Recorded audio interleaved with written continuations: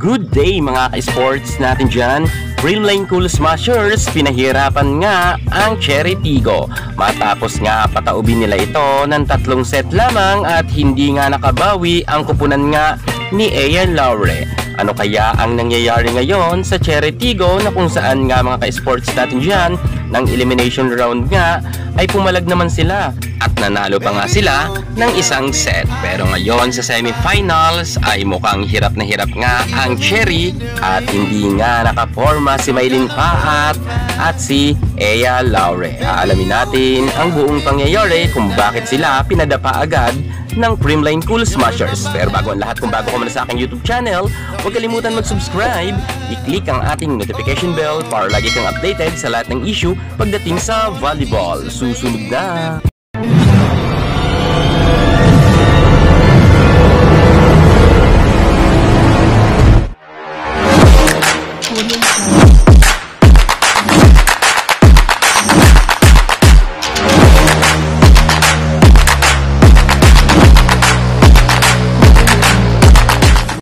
Coach Kung Fu Reyes, uminit nga ang ulo sapagkat nga ayon nga sa kanya ay hindi daw nakikinig ang kanyang mga players. Madalas nga itong mag-time out para nga gisingin ang kanyang kupunan. Subalit nga mga ka-sports natin dyan ay talagang inaalat nga ngayon ang nasabi nga nating Cherry Tigo.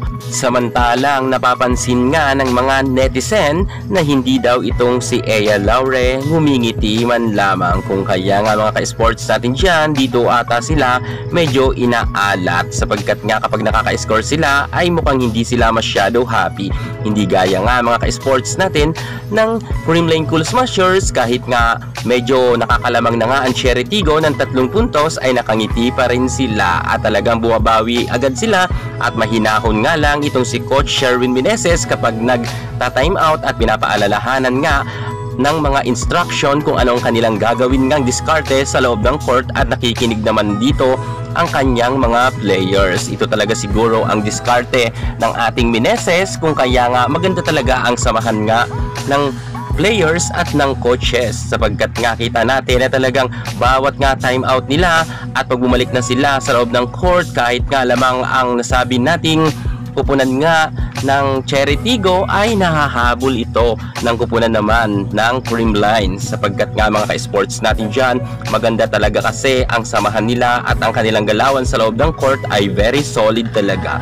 Samantalang kung happy naman palagi ang nasabi nating Dreamline, nakasimangot naman ang mga players nga ng Cherry Tigo. Isa ito siguro sa mga nagpapaalat sa kanila kung bakit nga sila madalas matalo. Dahil sinasabi ko nga sa inyo mga ka-sports, hindi talaga basta-basta magpapatalo ang Dreamline sapagkat dedepensahan talaga nila ang kanilang titulo dito sa PVL All Filipino Conference. Kung kaya nagtapos ang kanilang laban agad ng maaga-aga at hindi nga nakaporma ang Reyna nga na candidate rin sa pagiging MVP na si Ea Laure. Tinapos nga lang nila ito sa 22 at 25 na laban. Congratulations sa ating Queen Gemma Galanza, sa ating Phenom Superstar Alyssa Valdez, Tots Carlos at sa buong team nga ng Dreamline. At dahil nga may isang panalo na sila sa semifinals, alam natin na babawi yan Cherry Tigo sa susunod na laban. Kaya iyan ang ating pakakaabangan. Kaya tumuto kayo sa aking YouTube channel sapagkat madalas tayo mag-update sa kanilang mga games. Yan muna ang pinaka-latest natin sa mundo ng volleyball. Thank you so much. God bless.